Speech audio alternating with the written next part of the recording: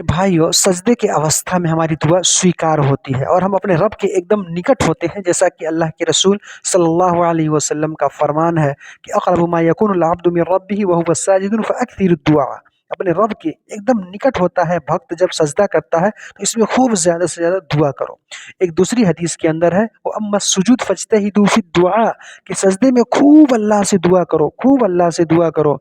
फ़क़मिनुन अन युस्तजाब लकुम, हो सकता है अल्लाह ताला तुम्हारे दुआओं को इसमें ज़रूर कबूल करे। यानी सजदा जो है ये दुआ के कबूल होने का स्थान है, दुआ के कबूल होने का समय है।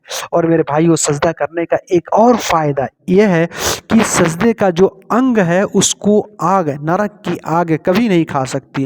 जैसा कि रसूल सल्लल्लाहु अलैहि वसल्लम ने फरमाया, इन्नल्लाह हर्रम अलन नारी अन तअकुल अथर सुजूद। ये सही बुखारी और सही मुस्लिम की हदीस है कि अल्लाह ताला ने नरक के ऊपर ये अवैध कर दिया है, निषेध कर दिया है कि वो सजदे के चिन्ह को, सजदे के अंग को, जिस पर सजदा किया जाता है उसको खाए।